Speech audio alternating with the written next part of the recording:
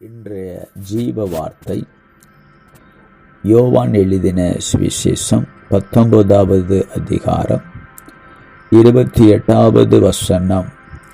தாகமாக இருக்கிறேன். என அன்பான தேவ பிள்ளைகளே, இயேசு சிலுவையிலே தொங்கிக் கொண்டிருக்கும் பொழுது அவர் பேசின வார்த்தையில் ஒரு வார்த்தை, தாகமாக இருக்கிறேன். சமாரியா பெண்ணை பார்த்து அவர் கேட்கிற வார்த்தை, தாகமாயிருக்கிறேன். மகளே, உன் இருதயம் கெட்டுப்போயிருக்கிறது. நீ பாவத்திலே மூழ்கிக் கொண்டிருக்கிறாய். நரகத்தை நோக்கி போகிக் கொண்டிருக்கிறாய். உன் இருதயத்தில் ஒரு மாற்றம் காணப்பட வேண்டும். உன் வாழ்க்கையிலே ஒரு மனம் திரும்புதல் காணப்பட வேண்டும். உன் இருதயம் சுத்தமுள்ள இருதயமாய் மாற வேண்டும். உன் இருதயத்திலே ஒரு தேவனை தேடுகிற உணர்வுள்ள காரியங்கள் உண்டாக வேண்டும். ஆகவே நான் தாகமாயிருக்கிறேன். என் அன்பு சகோதர சகோதரிகளே, நாம் கடைசி காலத்தில் இருக்கிறோம். நம்முடைய சகோதர சகோதரிகள், நம்முடைய உறவு முறைகள், நம்முடைய நண்பர்கள் எப்படிப்பட்ட வாழ்க்கை வாழ்ந்து கொண்டிருக்கிறார்கள்? அவருடைய இருதயம் எப்படிப்பட்ட காரியங்களை சிந்தித்து கொண்டிருக்கிறது? கடைசி காலம் என்பதை உணராதபடிக்கு அவர்கள் கண்கள் கட்டப்பட்டிருக்கிறது. இருதயம் கொழுத்து போயிருக்கிறது. அவர்களுக்காக ஜெபியுங்கள். அவர்களுடைய ஆத்துமாக்களுக்காக தாகமடையுங்கள். அவர்களும் ரட்சிக்கப்படணும். அவர்களுக்குள்ள மனம் திரும்புதல் உண்டாகணும். அவர்களும் பரலோக ராஜ்யத்துக்குரிய பிள்ளைகளாய் மாறக்கூடிய ஒரு தாகம் நம்முடைய வாழ்க்கையிலே காணப்பட வேண்டும்.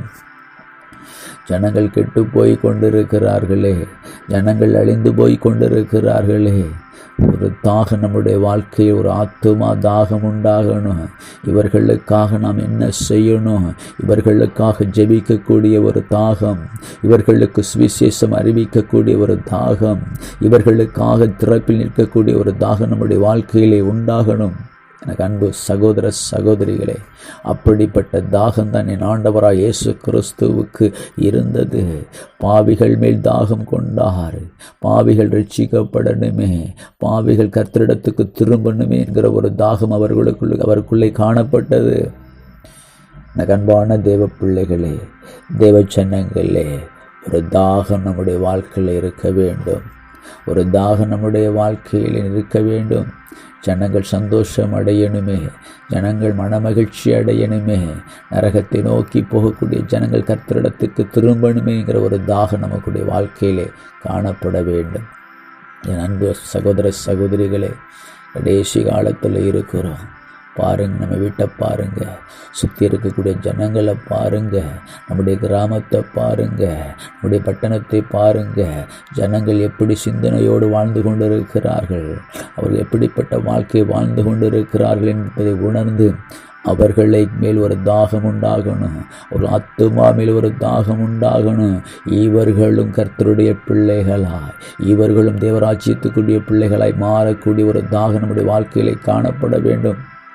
அன்பு சகோதர சகோதரிகளே, அப்படிப்பட்ட தாகத்தில் நாம் பயணிக்கும் பொழுது கர்த்தர் நம்முடைய தாகத்தை வற்றாத நீரூற்றை கொண்டு, வற்றாத ஜீவத்தண்ணீரை கொண்டு நிரப்புவாராக.